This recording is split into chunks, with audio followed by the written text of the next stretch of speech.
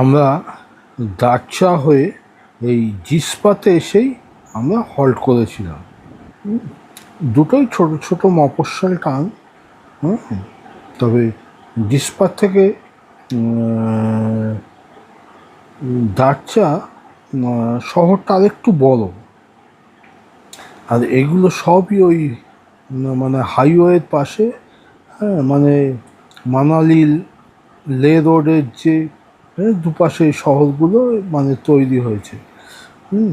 তবে এখানে থাকার ব্যবস্থা বেশ ভালো। পাশ দিয়েই ওই বাঘা নদী বেরিয়ে গেছে। হ্যাঁ, পরে আমি দেখাবো এই বাঘা নদী গিয়ে চন্দ্র নদীর সাথে মিশে চন্দ্রবাঘা নাম হয়ে বেরিয়ে গেছে। এই আমরা আস্তে আস্তে মানে জিসপা শহরের ভেতর ঢুকছি। আর আমরা ওই যে আমার পেছনে যে হোমস্টে দেখছি ওইখানেই ছিলাম। বেশ সুন্দর, ফাঁকা, নির্জন। 4টে রুম আছে ওদের দোতলায়। এই 4টে রুম আমরা একটা রুম নিয়েছিলাম। ওই পার ডে 1,500 টাকা করে নিয়েছিল। তবে নতুন হয়েছে, ভারী সুন্দর ব্যবস্থা। আর এই হচ্ছে মানে ওই মালিকের দোকান। এখানে হচ্ছে খাওয়ার ব্যবস্থা আছে।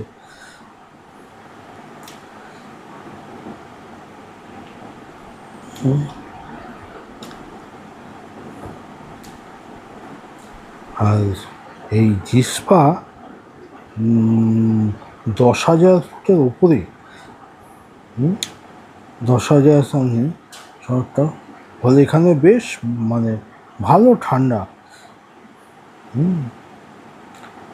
তবে এখানে ওই প্রচুর টুরিস্ট আর কি রেস্ট নেয়, যারা ওই লের দিকে যায় মানালি রোড ধরে। আর এইটা একটা আপেল গাছ দেখুন, একবার ফুলে সাদা হয়ে গেছে ব্লুজমের জন্য।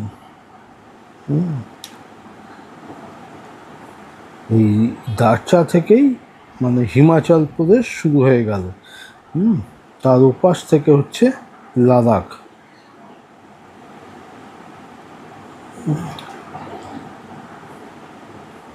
এটা বেশ মোটামুটি বর্ধিষ্ণু জায়গা। এখানে স্কুলও রয়েছে, প্রাইমারি স্কুল। তারপরে ছোট স্বাস্থ্যকেন্দ্র এবং একটা নার্সিংহোমও আছে দেখলাম। এখানে ওই আর এই হচ্ছে এই বাঘা রিভার। আর এটা একটা গ্লেসিয়ার আর কি। এখান থেকে ছোটোখাটো প্রচুর আর কি নেমে এসছে উপনদীগুলো। এবার আমরা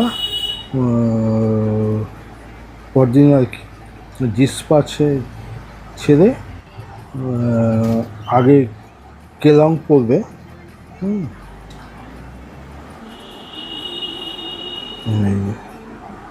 কেলংয়ের দিকে আমরা এগোচ্ছি আর কি।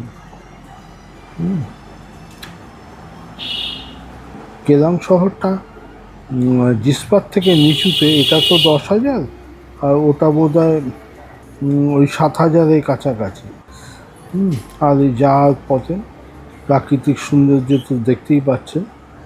আর দূরে ছোট ছোট গ্রামগুলো দেখা যাচ্ছে। আর তার উপর দিয়ে ওই স্নো পিকগুলো।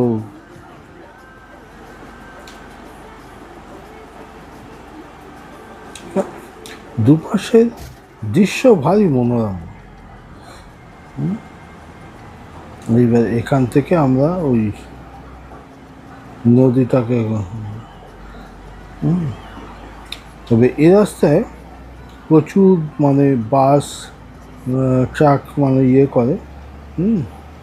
আপনি দারচা থেকে বাসও পেয়ে যাবেন মানালি অবধি ভায়া কেলং। ওই আস্তে আস্তে দূরে কেলং শহরটা আছে। তার আগে আমি ওই রাস্তার দুপাশে দিয়ে এই আমরা কেলং বাস স্ট্যান্ডে এসে পৌঁছেছি। এখানকার এই এরকম যে কেলং বাস স্ট্যান্ডটা বেশ মানে বড় এবং সুন্দর। আমি এর আগেও এখানে এসেছিলাম। আমি আগের বার যখন লেতে যাই তখন এই রাস্তা দিয়ে গিয়েছিলাম, আর এই কেলংয়ে স্টে করেছিলাম। আর এই কেলং থেকে দিল্লির বাসও পাওয়া যায়। আমরা এখান থেকেই মানালির বাস চেঞ্জ করলাম আর কি।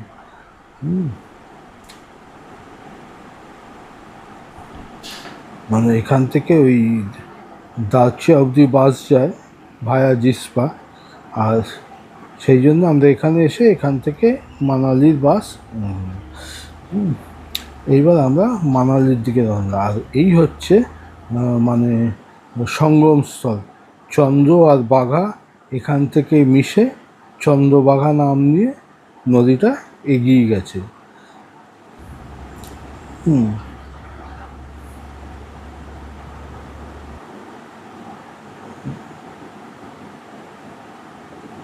এই ইয়েটা ভারী সুন্দর।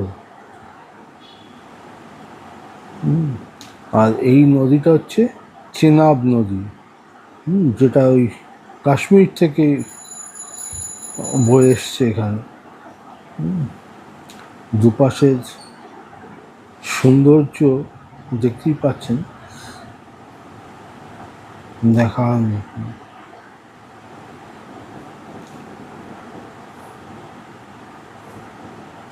আমি যেভাবে পেরেছি দেখানোর চেষ্টা করছি, তবে এগুলো তো পুরো দেখানো যায় না, নিজে দেখলে পরে যতটা। আর এই হচ্ছে শিশু।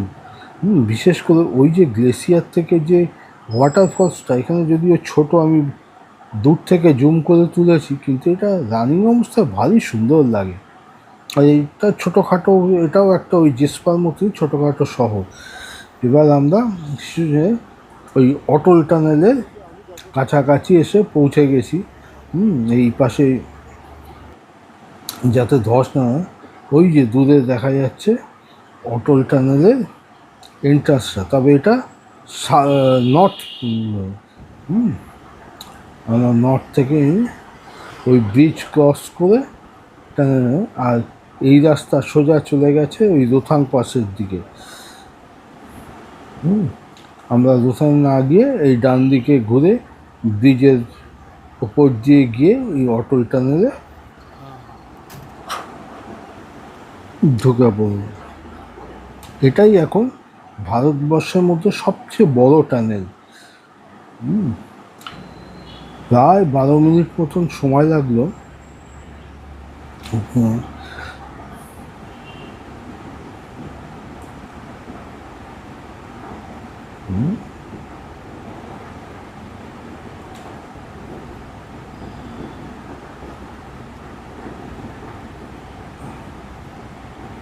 ভেতরের অবস্থা দেখুন। না হলে আগে ওই রোথাং পাসে বরফের জন্য এই রাস্তা সবসময় খোলা থাকতো না। এখন যেমন খোলা হয়। এই আমরা সাউথ পোর্টালে চলে এসেছি। বেরিয়ে ওই আমরা আস্তে আস্তে ওই মানালির দিকে এগিয়ে যাচ্ছি। আর এখন এই অটল টানেল দেখতে মানালি থেকে প্রচুর টুরিস্ট আসে, দেখুন। আর এই আস্তে আস্তে আমরা মানালির কাছাকাছি চলে এসেছি। শহরের ভেতর ঢুকছি। আমি এটা এখানেই শেষ করলাম, পরে ওই মানালি এবং অন্য অন্য যেগুলো পারি সেগুলো দেখাবো। এটা এখানেই।